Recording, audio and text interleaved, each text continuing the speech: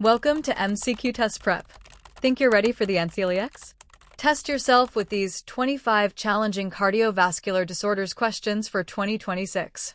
Stay until the end and see how many you can answer correctly before the answers are revealed. Question number 1. Hey future nurses, this is a must-know cardiovascular question for the NCLEX. A nurse is assessing a client admitted with acute heart failure. Which finding requires the highest priority intervention? A. Bilateral ankle edema rated 2+. B. Urine output of 45 milliliters per hour over the last 2 hours. C. New onset of pink, frothy sputum and severe dyspnea. D. Blood pressure of 142/86 mmHg.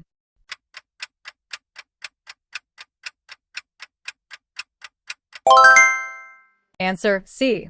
Pink, frothy sputum with severe dyspnea suggests acute pulmonary edema, a life-threatening complication of heart failure. Airway and breathing take priority. Immediate nursing actions include notifying the provider, administering oxygen as prescribed, and preparing for emergency interventions. Question number 2. NCLEX alert. Pay close attention. This topic is tested often. A client receiving an 4 infusion of heparin suddenly reports severe abdominal pain and dizziness. Which nursing action should occur first? A. Slow the 4 infusion rate. B. Assess vital signs and notify the provider immediately for possible internal bleeding.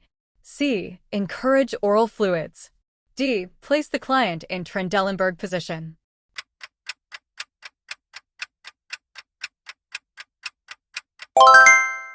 Answer B. Sudden abdominal pain and dizziness in a client receiving heparin may indicate internal hemorrhage. Immediate assessment and rapid communication with the provider are essential because bleeding can become life-threatening. Question number 3. This question could easily appear on your NCLEX exam. A client with chronic atrial fibrillation asks why anticoagulant therapy is prescribed even though the heart rate is controlled. Which explanation by the nurse is most accurate? A. It strengthens heart muscle contractions. B. It lowers cholesterol production. C. It prevents blood clots that may form because of ineffective atrial contractions. D. It permanently restores normal cardiac rhythm.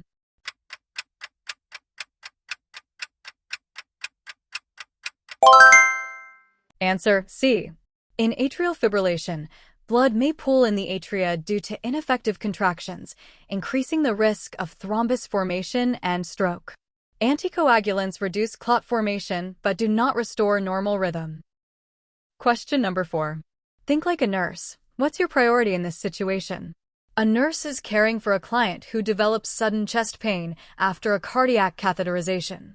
Which assessment finding is most concerning? A. Mild bruising at the insertion site.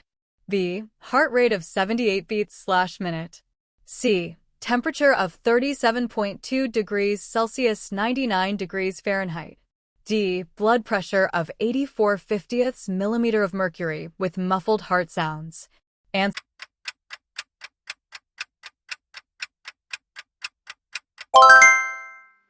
D. Hypotension combined with muffled heart sounds after cardiac catheterization raises concern for cardiac tamponade, a medical emergency requiring immediate intervention. Question number 5. Attention students, this is a high-yield cardiac concept. Which client statement indicates a correct understanding of daily weight monitoring for heart failure management? A. I'll weigh myself only when my legs become swollen. B. I'll weigh myself every morning using the same scale after emptying my bladder.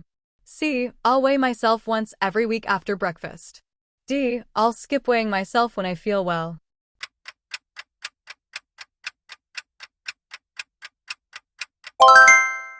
Answer B. Daily weights obtained under consistent conditions provide one of the earliest indicators of fluid retention in heart failure and allow timely intervention before symptoms worsen. Question number 6. Patient safety comes first. Can you identify the best nursing action? A client receiving nitroglycerin for chest discomfort reports that the pain remains unchanged after the first prescribed dose. What should the nurse do next? A. Continue following the prescribed protocol while reassessing the client and monitoring vital signs. B. Encourage the client to walk to improve circulation. C. Offer food to reduce medication side effects. D. Delay reassessment for 1 hour.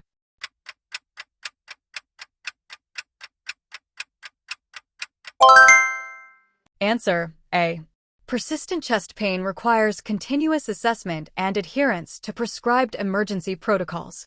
The nurse should reassess pain, monitor blood pressure, and prepare for additional interventions as ordered. Question number 7. Many NCLEX candidates miss questions like this. Don't be one of them.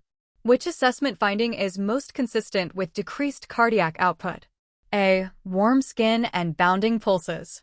B. Increased urine output and alertness. C. Cool extremities, delayed capillary refill, and confusion. D. Hypertension with flushed skin.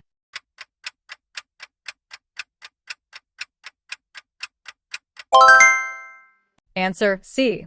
Reduced cardiac output decreases tissue perfusion.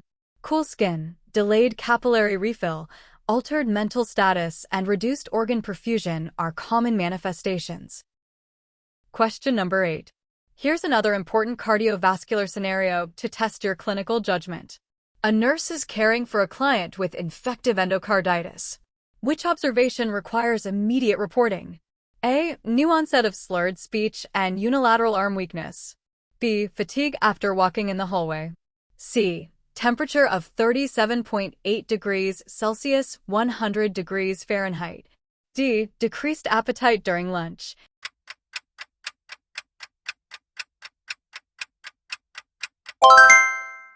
Answer: A. Neurological deficits may indicate an embolic stroke, a serious complication of infective endocarditis. Immediate evaluation and treatment are essential. Question number 9. Stay focused. Every clue in this question matters. Which nursing intervention is most appropriate for reducing myocardial oxygen demand in a client experiencing acute chest discomfort? A. Encourage frequent ambulation. B. Reduce unnecessary physical activity and provide a calm environment. C. Increase fluid intake rapidly. D. Position the client flat in bed.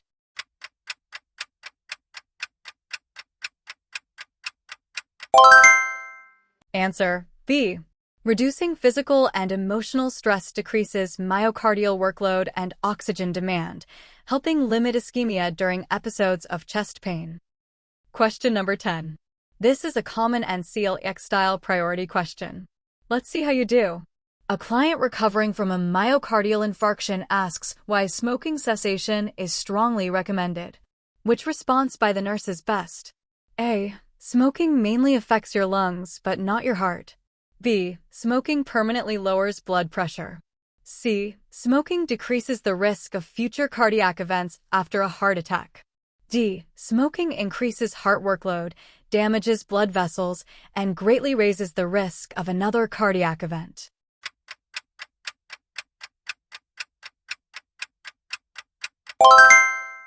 Answer: D. Smoking contributes to vasoconstriction, endothelial damage, increased platelet activity, and higher myocardial oxygen demand. Stopping smoking is one of the most effective ways to reduce recurrent cardiovascular events. Question number 11. Future nurses, this is a concept you should know by heart. A client with chronic heart failure suddenly becomes restless and reports severe shortness of breath while lying flat. What should the nurse do first? A. Place the client in high Fowler's position and assess oxygenation. B. Encourage the client to drink water. C. Lower the head of the bed to improve circulation. D. Assist the client to ambulate.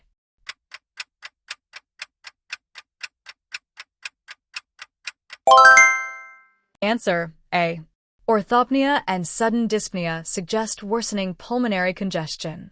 Positioning the client upright decreases venous return, improves lung expansion, and is the priority before additional interventions. Question number 12. Quick challenge: can you choose the safest nursing intervention? A client receiving digoxin develops nausea, blurred yellow vision, and an irregular pulse of 48 beats/minute. Which action is most appropriate? A. Administer the medication with food. B. Give the next scheduled dose as prescribed. C. Encourage increased potassium intake immediately. D. Hold the medication and notify the healthcare provider.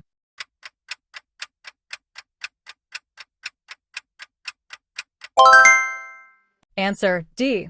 These findings strongly suggest digoxin toxicity. The nurse should withhold the medication, assess the client, and notify the provider immediately for further evaluation. Question number 13. NCLEX success starts with mastering questions like this. A client with peripheral arterial disease reports severe calf pain after walking 1 block that resolves with rest. This symptom is best described as A. Dependent edema. B. Intermittent claudication. C. Deep vein thrombosis. D. Venous stasis.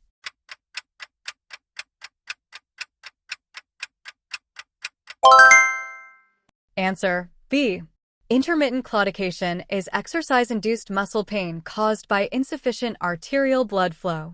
The discomfort typically resolves with rest. Question number 14.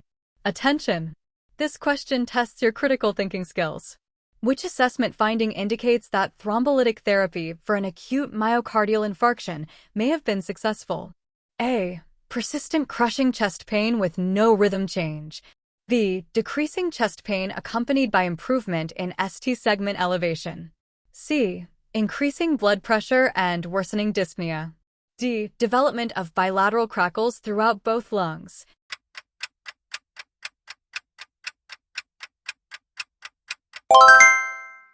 Answer B. Successful reperfusion often results in relief of ischemic chest pain and improvement of ECG changes, particularly ST segment elevation. Question number 15. Think carefully before answering. Your patient depends on it. A nurse is teaching a client with hypertension about reducing cardiovascular risk. Which statement by the client indicates the best understanding? A. I'll stop taking my medicine whenever my blood pressure becomes normal. B. I'll only check my blood pressure if I develop headaches. C. I'll continue my prescribed medication and healthy lifestyle even when I feel well. D. I'll double my medication dose if I miss one.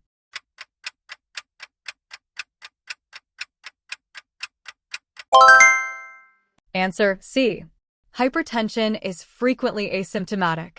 Long-term control requires consistent medication adherence and lifestyle modifications, regardless of symptoms. Question number 16. This cardiovascular topic is essential for both the NCLEX and clinical practice. A client develops sudden coolness, pallor, and absence of pulses in the left foot. Which complication should the nurse suspect first? A. Chronic venous insufficiency. B. Acute arterial occlusion. C. Cellulitis. D. Stable angina.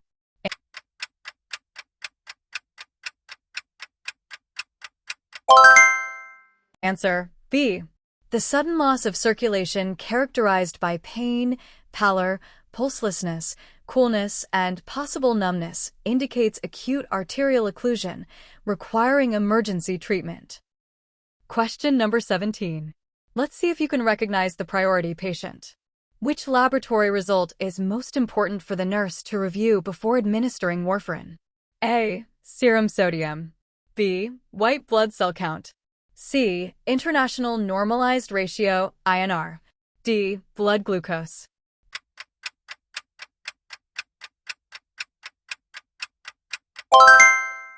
Answer C. The INR reflects the anticoagulant effect of warfarin. Reviewing this value helps determine whether the medication is within the therapeutic range or if bleeding risk is excessive. Question number 18. Here's a real-world nursing scenario every student should understand. A client recovering from coronary artery bypass graft surgery suddenly has 250 milliliters of bright red chest tube drainage in 1 hour. What should the nurse do? A. Document the finding as expected postoperative drainage. B. Clamp the chest tube immediately. C. Notify the surgeon immediately while continuing assessment. D. Remove the chest tube.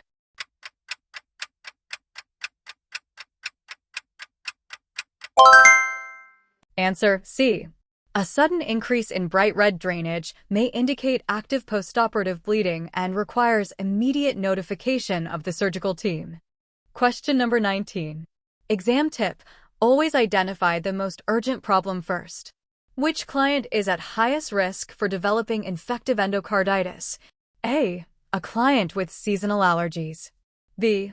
A client with a prosthetic heart valve undergoing an invasive dental procedure. C. A client with controlled asthma. D. A client recovering from cataract surgery.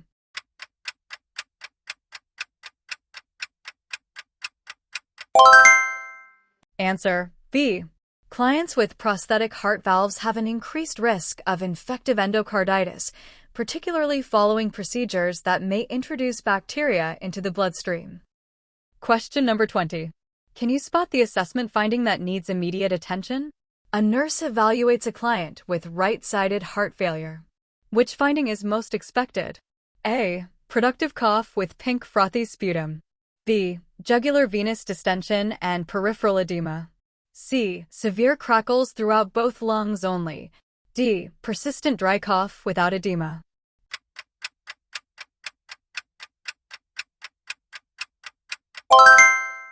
Answer B. Right-sided heart failure primarily causes systemic venous congestion, resulting in jugular venous distension, hepatomegaly, ascites, and peripheral edema. Question number 21. This is the kind of question that separates good nurses from great ones. Which assessment finding after administration of a beta blocker requires immediate nursing intervention? A. Heart rate of 42 beats/minute with dizziness. B. Blood pressure of 126/78 mmHg. C. Respiratory rate of 18 breaths/minute. D. Mild fatigue after activity.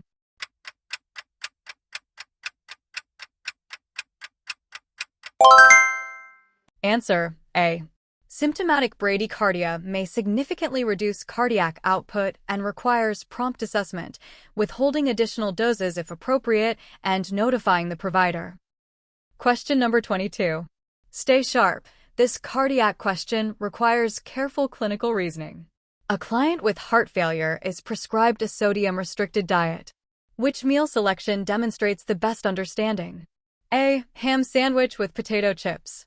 B. Grilled chicken, steamed vegetables, and fresh fruit. C. Canned soup with crackers. D. Pepperoni pizza.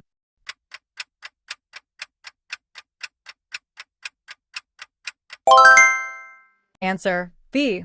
Fresh, minimally processed foods are generally much lower in sodium than processed meats, canned foods, and fast foods, making them appropriate choices. Question number 23. Attention future RNs. Don't overlook this important NCLEX concept.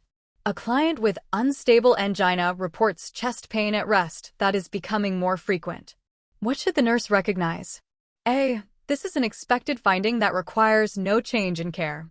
B. The symptoms suggest worsening myocardial ischemia, requiring immediate evaluation. C. The pain is most likely caused by indigestion. D. The client should exercise to improve circulation.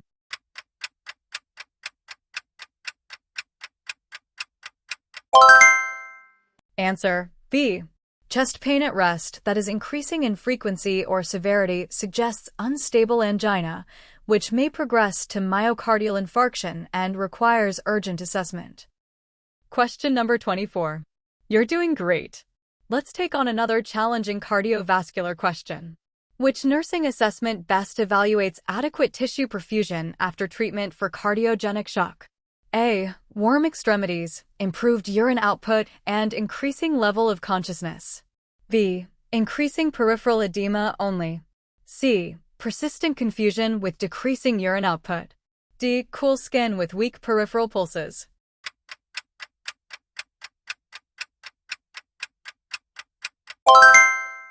Answer A.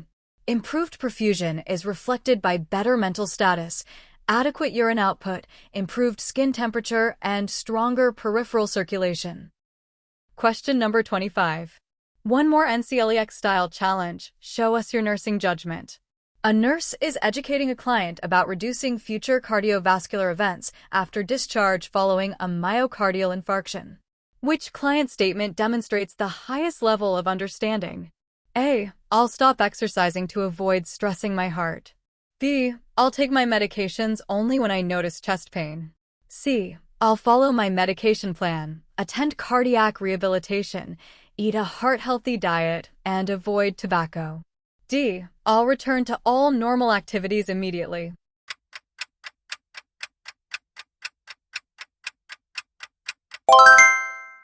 Answer C. Long-term recovery after myocardial infarction depends on medication adherence, cardiac rehabilitation, smoking cessation, dietary improvement, physical activity as prescribed, and routine follow-up care.